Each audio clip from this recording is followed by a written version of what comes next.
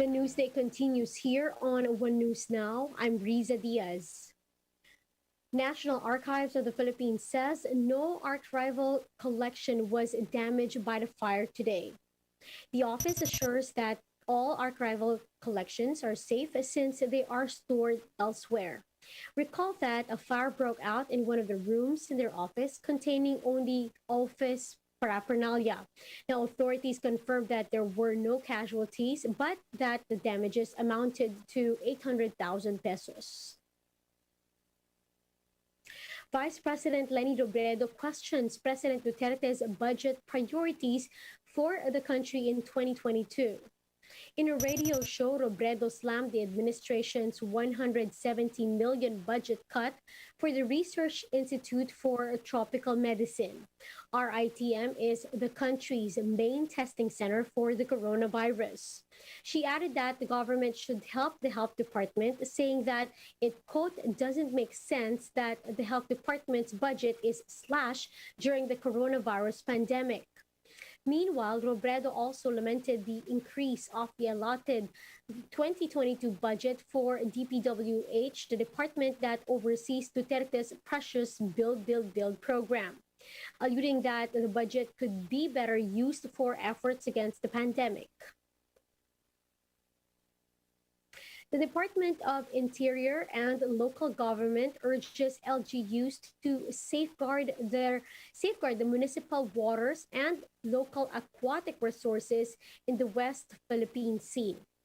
This, according to Interior Secretary Eduardo Año, amid the increasing incidence of illegal and unregulated fishing in area. Año adds some of the agency's partner NGOs have reported high incidence of possible encroachment of commercial fishing vessels in highly disputed maritime territory. Protecting the municipal waters will result in food security as LGUs can better manage the food supply chain.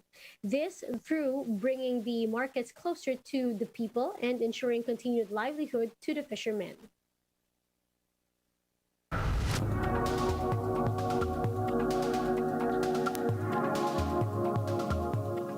Top U.S. health officials say they are keeping a very close eye on a new COVID-19 variant called Mu, but maintain that this is not an immediate threat. White House Chief Medical Advisor Dr. Anthony Fauci said that the Mu variant isn't something for Americans to worry about yet. Fauci added that there is not enough clinical data to back the threat of the Mu variant at present. Still, Fauci said they are keeping a very close eye on what happens with the Mu variant in the future. Even when you have variants that do diminish somewhat the efficacy of the vaccines still are quite effective against variants of that type. Bottom line, we're paying attention to it. We take everything like that seriously, but we don't consider it an immediate threat right now.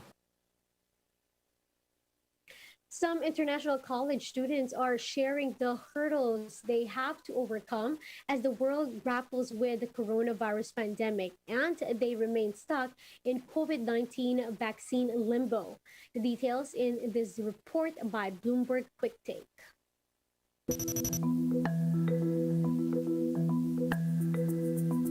After 18 months of the COVID-19 pandemic, students around the world are facing yet another year impacted by the coronavirus. From vaccination rules to travel bans, it's never been harder for millions of international students.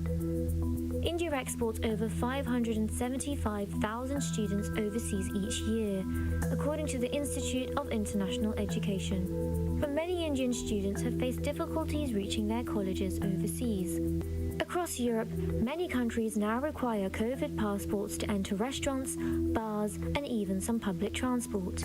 For students vaccinated overseas with shots not yet recognized in Europe, such as India's Covaxin, they are in limbo, as they face a choice of getting revaccinated with a new vaccine, something not recommended by healthcare professionals, or further restrictions on their lives.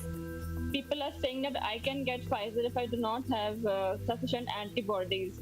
But I think it's risky. I cannot do this with my body. I can't just take another vaccine It's way too risky, according to me. We do not know what impact it will have in the long run on our bodies.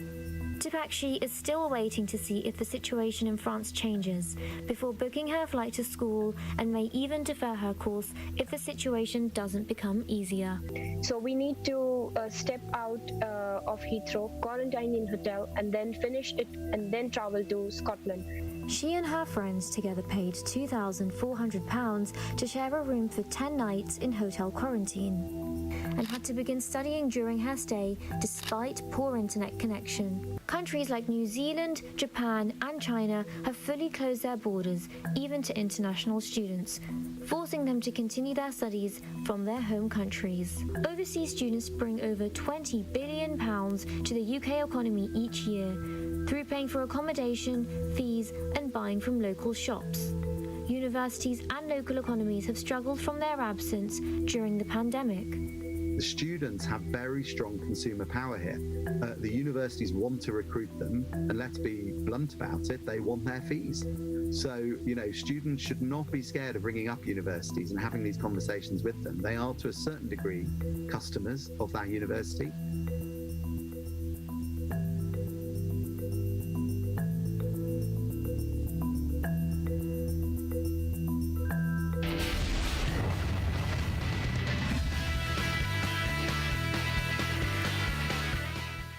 Here are other sports stories across the country. The highly anticipated showdown between the Meralco Bolts and the Barangay-Ginebra Gin Kings, slated later today, has been postponed. The PBA announced that the game was postponed in accordance with the league's health and safety protocols.